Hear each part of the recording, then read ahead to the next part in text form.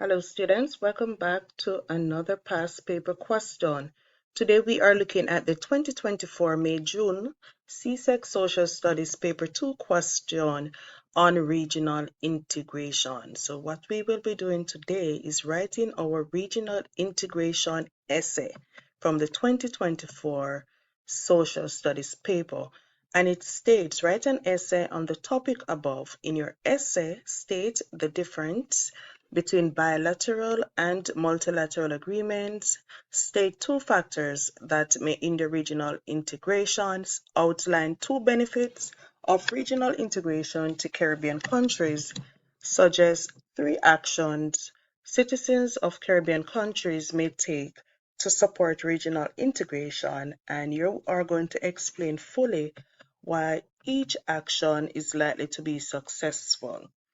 So the first part of the essay is to state the difference between a bilateral and a multilateral agreement. When you are answering your questions, it is important that you write your answers in complete sentences in order for you to receive your full mark. The difference between a bilateral and a multilateral agreement is in a bilateral agreement, you have two parties, two countries, two nations signing an agreement. For instance, Jamaica and Trinidad and Tobago signing a trade agreement. That would be an example of a bilateral agreement. On the other hand, multilateral agreement is an agreement between three or more parties, nations, or countries. And an example of multilateral agreement would be countries in the Caribbean signing an agreement to be a part of CARICOM, the Caribbean Community. And if you answer your question like that, you will receive your full mark. The next part of our question is state two factors that may hinder regional integration. And I want you to think about your answers for this question. What are two factors that may hinder regional integration? All right. I know you have your answers, so these are mine. And there are many factors that you could write about, but I am choosing these two. So I'm going to start my answer by saying firstly, divergent economic interest. What do I mean by this? The economic systems, right, and developmental stages of the Caribbean countries, they varies. While some countries rely on tourism, some may rely on manufacturing, some on agriculture. When it comes to trade agreement or policy decisions to be made among all these Caribbean countries, there are economic differences. And because of these differences, this may result in conflict, right? Example, the less developed nations or countries in the Caribbean may feel disadvantaged by integration initiatives that benefit wealthier members, while more developed nations may oppose policies that they believe would potentially hurt their businesses. And an example of this would be um, diverging economic interests in the Caribbean can be seen when it comes on to trade liberalization within CARICOM. Large economics like Trinidad and Tobago, for example, and it can be seen in many smaller or less developed countries in the Caribbean, such as Haiti.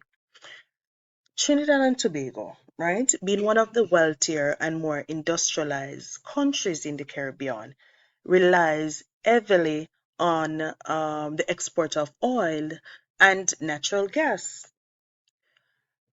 Their economy definitely benefits from the ability to engage in free trade agreements.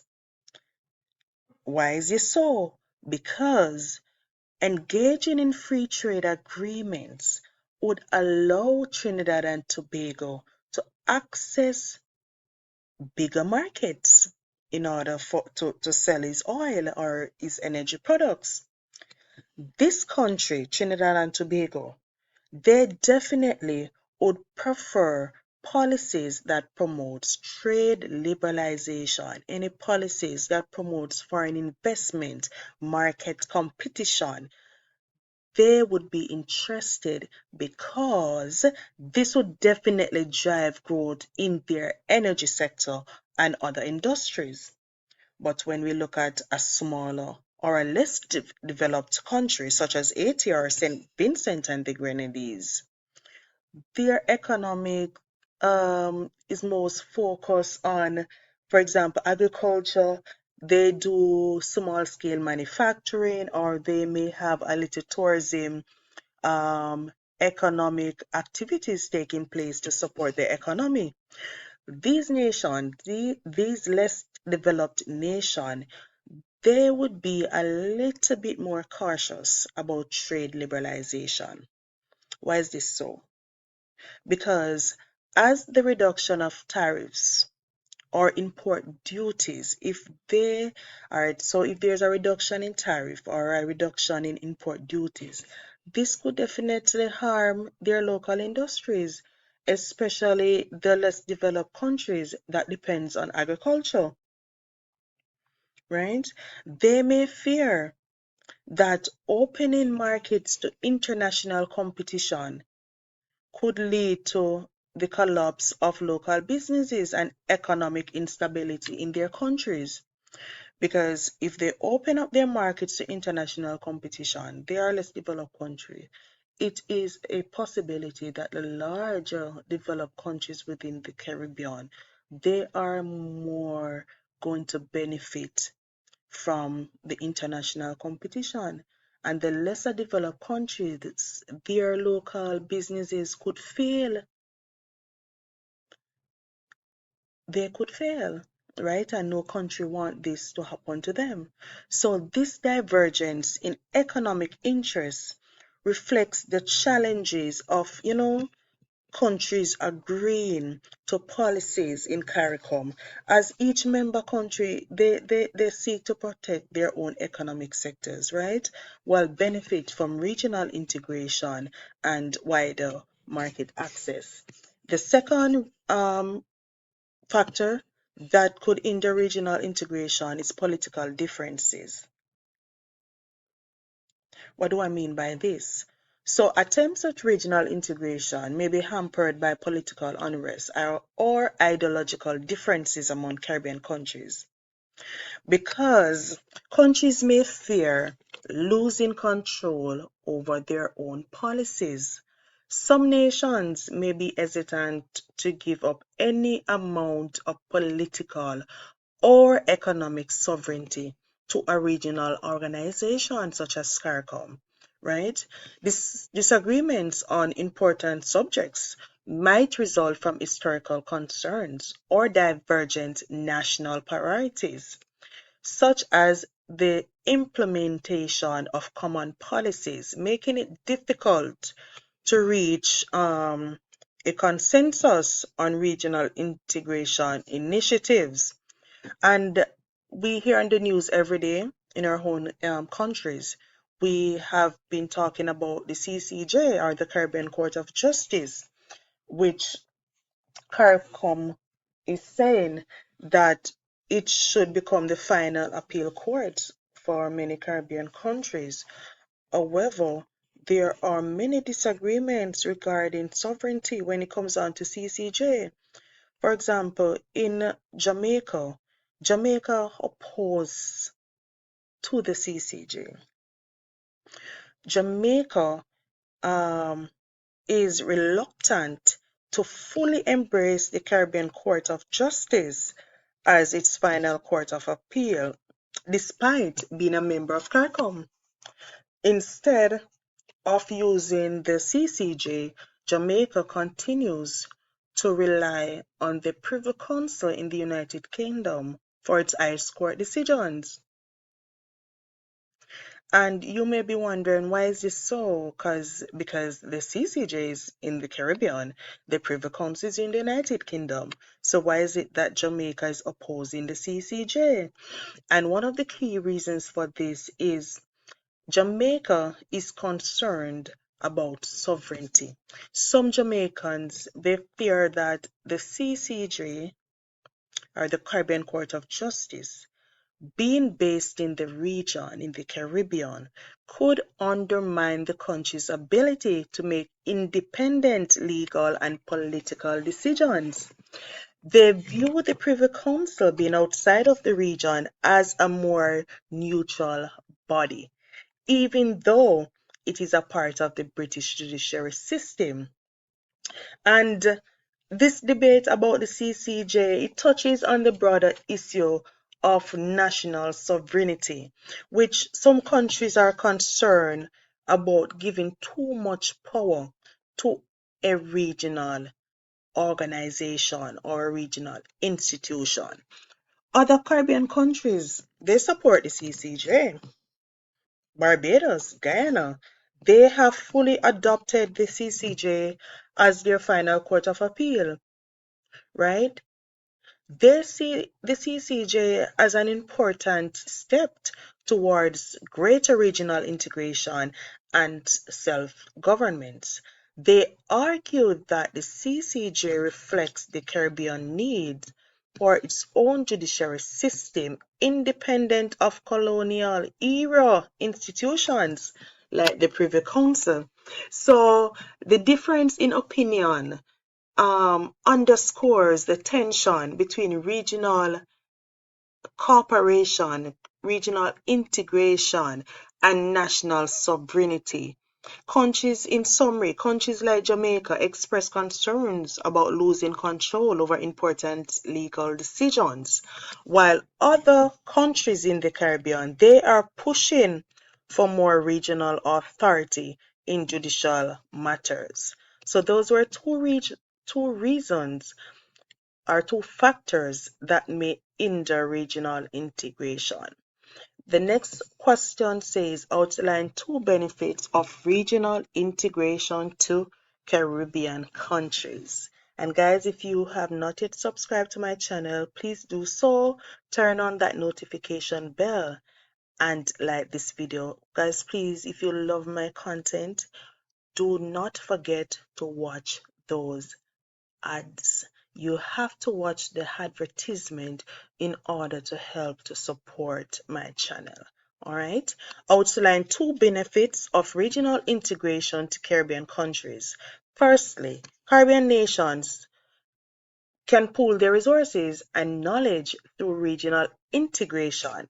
So one of the benefits of Caribbean countries agreeing to regional integration is that they can pool their resources and knowledge, which opens doors to collaborative businesses, bigger markets, and more productive production. So when countries can increase trade, they can diversify their economies and provide jobs by having easier access to regional markets. So the pooling of resources also helps in financing larger infrastructure projects that would be difficult for individual countries to manage alone. For example, tourism sector. Let's look at the tourism sector. The Dominican Republic has experienced significant growth in its tourism industry, right, which is one of the largest contributors to the country's GDP. With its attractive beaches, resorts, and cultural heritage, the country has become a leading destination for tourists in the Caribbean. This has led to the development of hotels, infrastructure, and services, creating thousands of jobs and boosting foreign exchange earnings. Tourism has been a key driver of economic growth and has also spurred investments in other sectors such as agriculture and construction. So the first benefit of regional integration is Caribbean countries pooling the resources and knowledge and and in turn, this opened doors to collaborative businesses, bigger markets, and more productive production. Secondly, so the second benefit of regional integration is it strengthens political and social cooperation. So when regional integration fosters closer political and social ties between Caribbean nations, encouraging collaborative efforts to address common challenges such as climate change, natural disasters, security issues. So, by working together on policies and initiatives, countries can ensure more coordinated responses and improve the well being of their populations through sharing knowledge, sharing resources, and policies. For example, when hurricanes or any other natural disasters strike the Caribbean, CARICOM provides a framework for member states to assist each other. I don't remember, do you remember the 2019 Hurricane Dorian? Caribbean countries, they came together to offer humanitarian aid. They came together to offer financial support and logistical assistance to the Bahamas because they were most affected by Hurricane Dorian in 2019.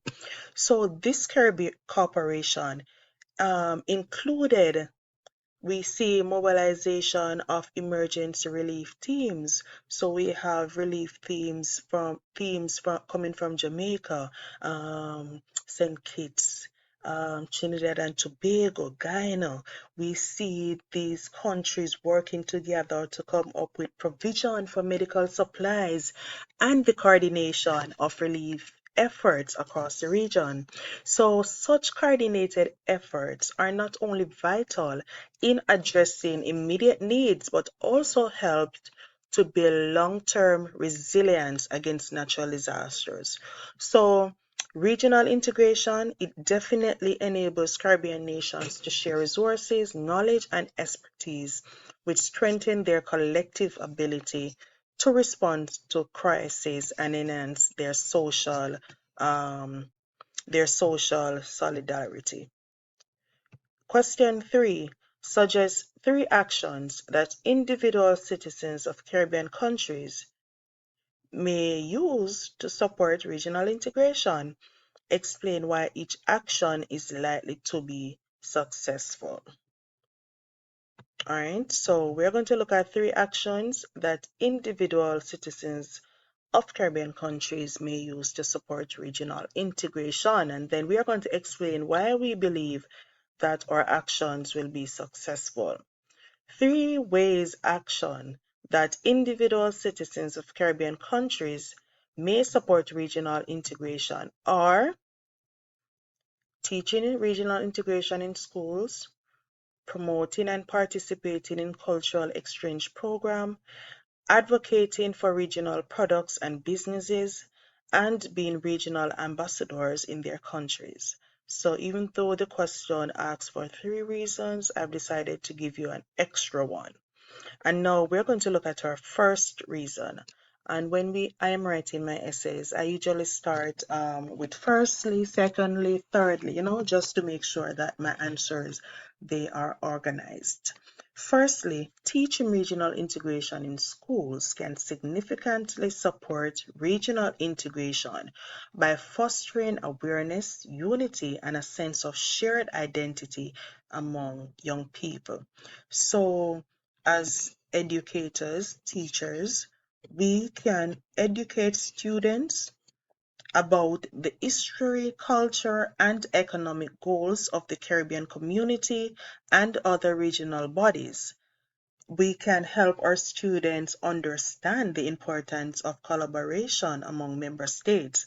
This knowledge creates students, adults, that will become informed future leaders and citizens who will appreciate the benefits of regional cooperation, such as trade, resource sharing, collective problem solving. Also, by teaching students about the shared culture oral heritage of the Caribbean. Schools can cultivate pride in a common regional identity. Secondly, another way is promoting and participating in cultural exchange programs.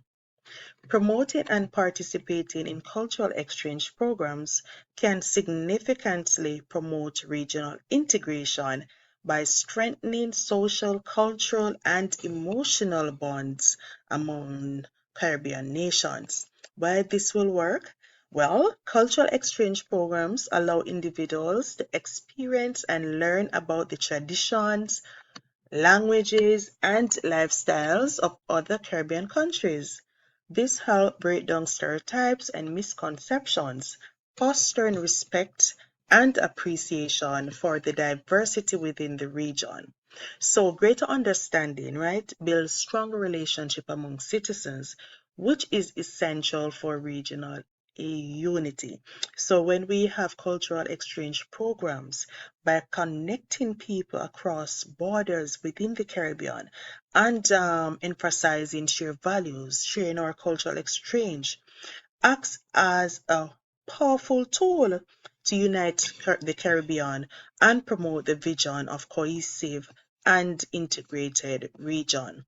Thirdly, citizens can advocate for regional products and businesses directly supports regional integration by strengthening economic ties, fostering interdependence, and promoting a shared sense of purpose. Why do I believe that citizens advocating for regional businesses and products would work? Well, advocating for and definitely purchasing products, regional products and services from businesses within the Caribbean will definitely increase demand for locally made goods and cross-border trade between Caribbean countries.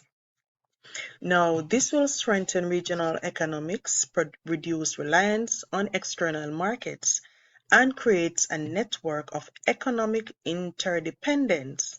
When nations benefit from each other's economic growth, it reinforces the value of regional collaboration. So instead of buying from some international stores, very popular international stores, it is important that you support our local businesses and entrepreneurs. Also, advocating for regional goods highlights the value of Caribbean talent, innovation, and resources, instilling pride in local industries and culture. Citizens begin to see themselves as a part of a collective Caribbean community, which strengthen the social and cultural aspects of regional integration. So as individuals, we can support regional integration by supporting local businesses in the Caribbean. Alright guys, thank you so much for watching this video. Please remember to like, share, comment, and subscribe. Share my video with a friend, and please do not forget to continue watching those ads. That's the only way you'll be able to support my channel. See you in another video.